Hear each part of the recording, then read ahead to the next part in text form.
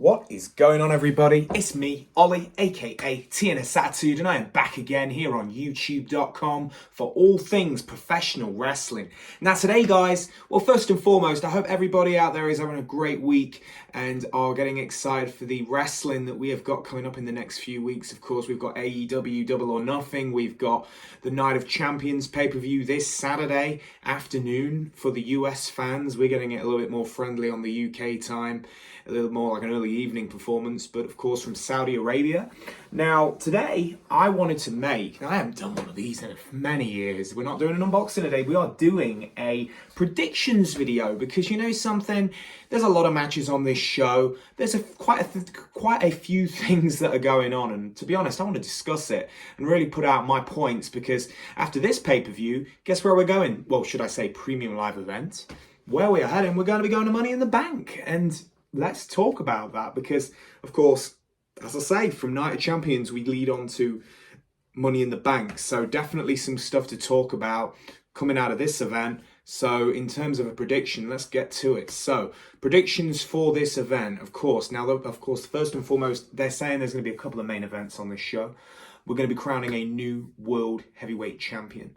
It is going to be AJ Styles taking on Seth Rollins. Now, of course, some people could argue that, you know, they're saying that this is pretty much just another title that, you know, it's almost become secondary, as Roman has, you know, the undisputed, you know, he's the Universal, he's got the WWE. But to be honest, if they're, from what I've been reading, you know, they're saying that the lineage of the 2002 run of the World Heavyweight Championship will be, you know, attached to whoever decides to, you know, whoever wins the belt on Saturday. And in terms of who do I see winning this one? You know, I've got to say, I think both guys, it's very even, this type of thing. You know, not Roman, but Seth and AJ are two guys that I think could definitely carry the belt for a few months. I think Seth is looking, I think, fairly possible. I do believe that with the amount of coverage that he has been getting these past 2 weeks with the Corey Graves interview and just going through and really just building up who Seth Rollins is and really just making people remember who this guy is, I think is important. But I think they're going to have a great match on Saturday. And to be honest, like I say, I think that if I'm going to go with somebody, I think I'm going to go with Seth. Simple. And another fact, because Seth is Raw and AJ is SmackDown, and while it would be nice to have AJ, but I just don't see them moving guys around too much, even though, to be honest, we could argue that it's becoming like wild card again, because everyone seems to just turn up wherever, even after they've done these drafts. But I'm going to go with Seth on this. I think Seth Rollins is going to be the world champ. And also, another reason for that is because with the stuff that's been going on, I watched SmackDown last week, there's looking like they're going to be doing Grayson and AJ down the road, also Cross and AJ. So there's a few, but to me, there seems to be too much going on where AJ is involved with a lot of SmackDown stuff for him to be going over to the Raw side of things. So for me, I think Seth is going to be the guy to win the World Heavyweight Championship on Saturday. Also, let's talk about Intercontinental Championship. Of course, Gunther and is going to be taking on Mustafa Ali.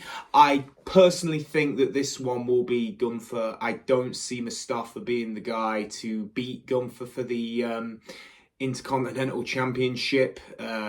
I think that this is just a moment right now just to have in Saudi Arabia. I don't see the belt leaving Gunther on Saturday. That is the simple fact.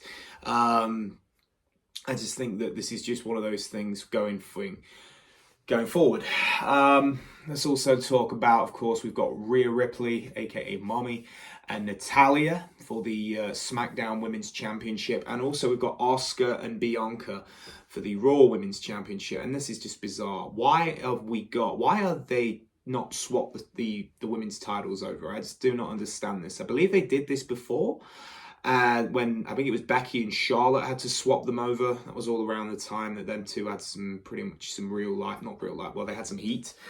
And it just seemed a bit bizarre that, you know, they haven't really done anything, and they're carrying the others' belts. It's just a bit bizarre.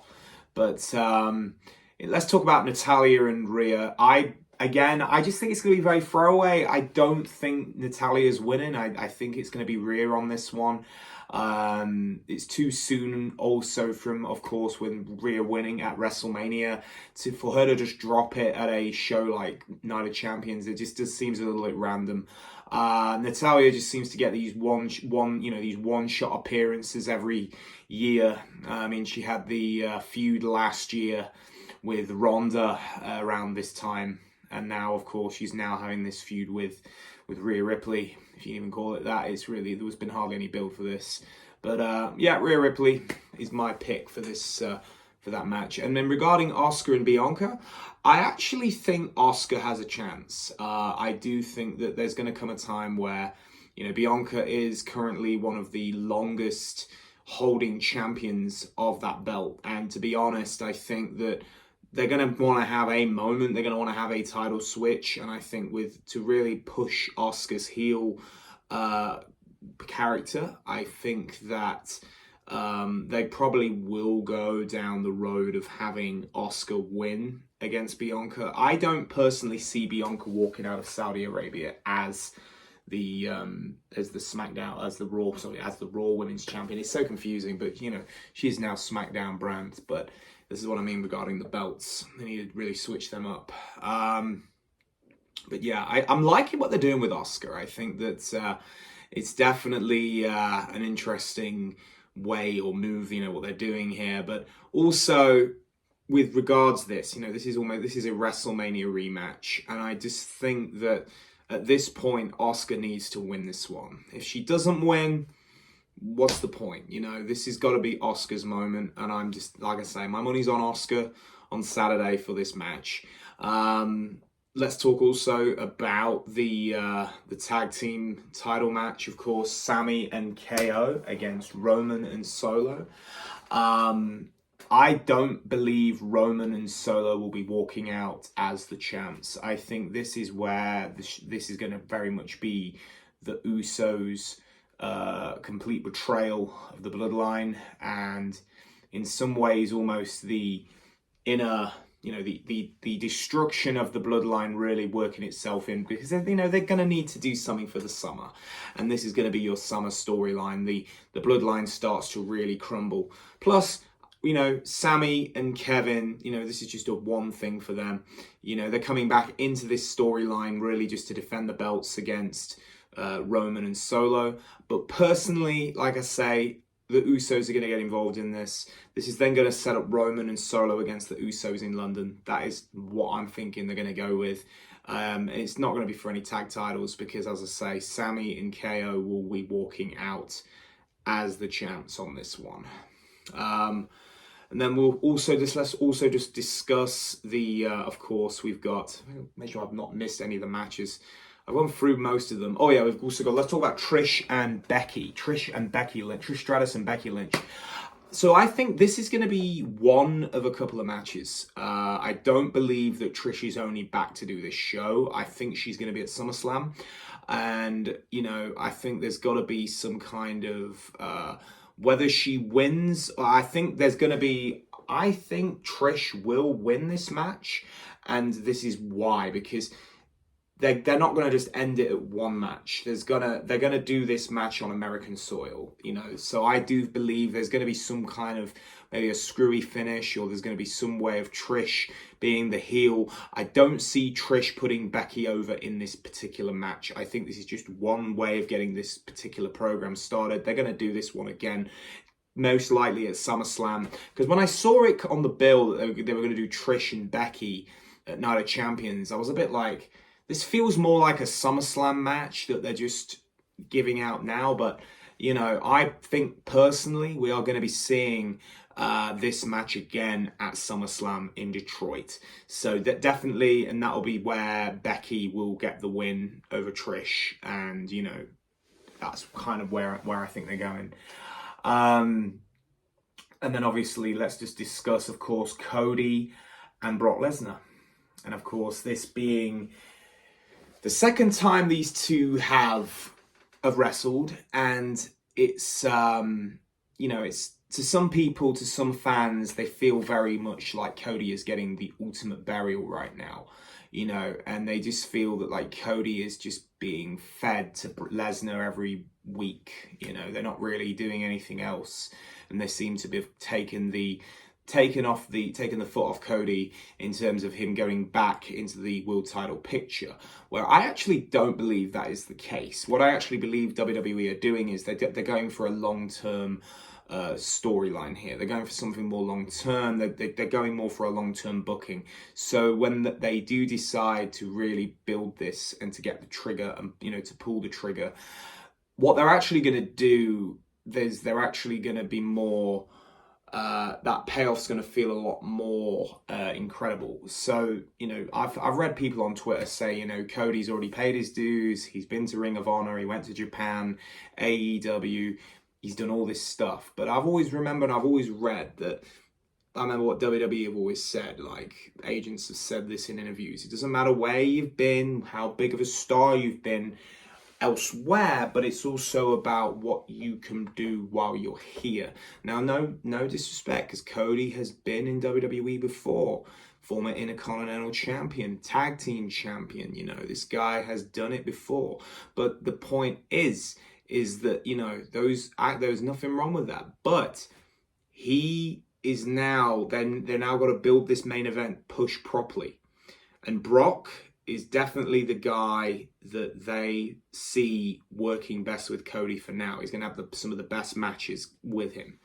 So, this is definitely a thing where it's a strange one, because, of course, Cody beat Brock at Backlash. Do I see Brock winning against Cody? Well, personally, I don't think Brock needs this win. Brock's not there as a talent to be pushed. He's more of a talent he's an exhibition talent. He comes in, he does his dates, he goes. Although this year he has done more dates than ever before. So I take my invisible cowboy hat off to Mr. Brock, because he has definitely been working more than ever. This is the year he's been doing it. But in terms of Brock, it seems to me, I just get the vibe that we're going to be getting some kind of screwy finish, or I want to say Cody is going to leave the champ. I really do. But I also feel that Brock, there's going to be some leverage on Brock getting the win as well. So I want to come up with an idea, because obviously this is my prediction video, so I've definitely got to throw it out there. I'm going to say Cody. And the reason I'm going to say Cody is because, like I say, Cody beat Seth twice last year. Nothing was done. Nothing was said, and obviously then he was injured.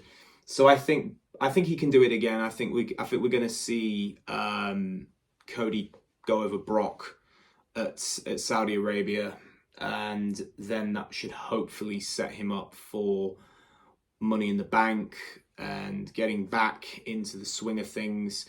I mean, the only other thing I can see them maybe doing is Cody wins, but Brock just literally, it's a massacre to the point where you just think Cody is completely out of it, really just completely go for it.